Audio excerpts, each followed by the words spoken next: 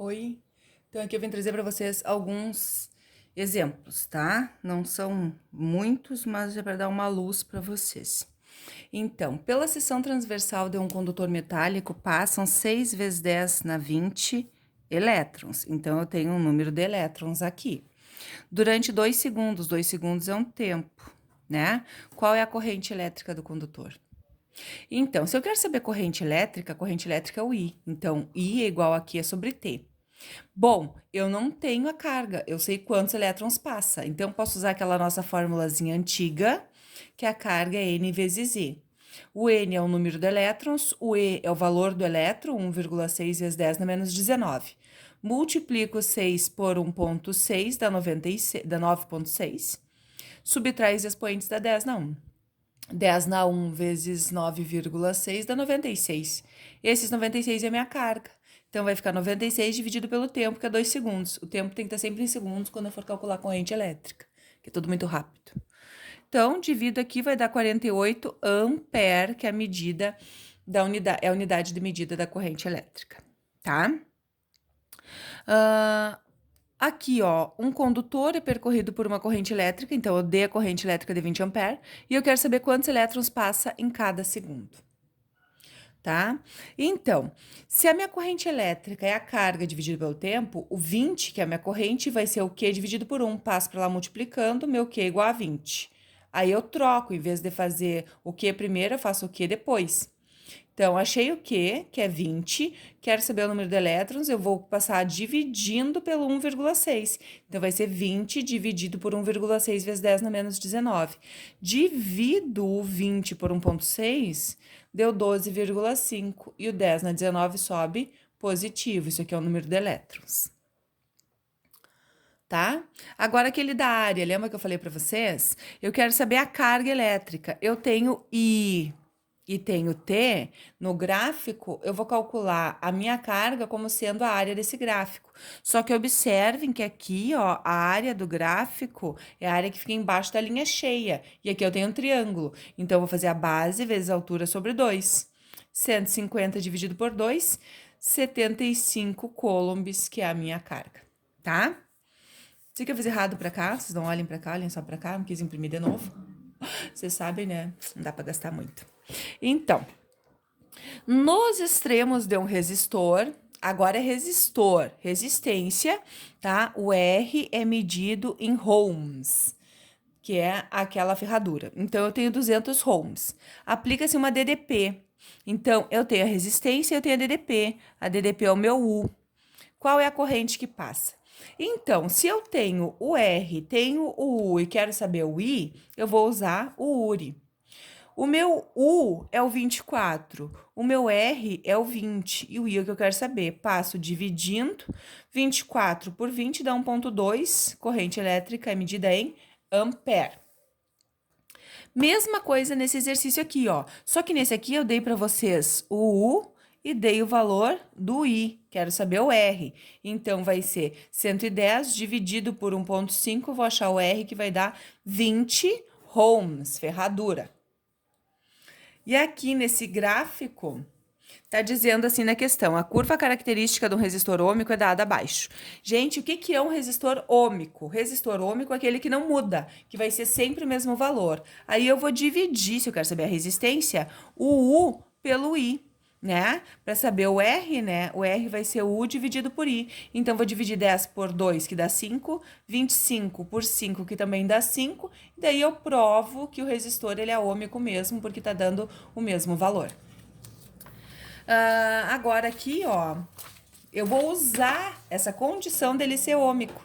Nesse exercício aqui, a curva característica de um resistor ôhmico é dada acima. Determine sua resistência e o valor de I2. Já vem. Então, vamos seguir aqui, né? Então, eu tenho aqui o valor das duas DDPs, da primeira corrente, e não tenho da segunda corrente. Mas eu sei que esse resistor é ôhmico. Então, a resistência é a mesma. Até pelo gráfico, se é uma reta constante, a resistência vai ser sempre a mesma. O que eu vou fazer, então? Vou usar o URI, calcular a resistência com esses valores que eu tenho aqui, ó. Né? Com o 40 e com o 4. Com 40 e com 4, acho a resistência valendo 10. Essa resistência valendo 10 é a mesma nesse segundo ponto aqui também. Então, vou fazer outro URI com o 100 e com o 10 vezes o I, e o meu I2 vai ser igual a 10, que tá ali, 10 ampere. Vou fazer 2 vezes o URI. Uma vez para calcular a resistência, essa resistência vai ser a mesma no segundo ponto. Depois, nesse outro exercício, já começa as potências, ó. Calcule a potência que percorre um filamento de uma lâmpada. E esse aqui, ó, é o meu V. Se é os volts, é o U. Se é potência, é watts. Então, eu tenho a potência, né? Eu quero calcular, na verdade, aqui é o I. Calcule a corrente que percorre. Eu quero saber o meu I.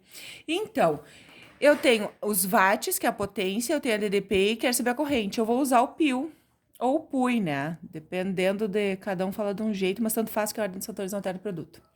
Então, a minha potência é 60, a minha DDP é 120 e o I. Então, vai ser 160 dividido por 120, que vai dar 0,5 ampere.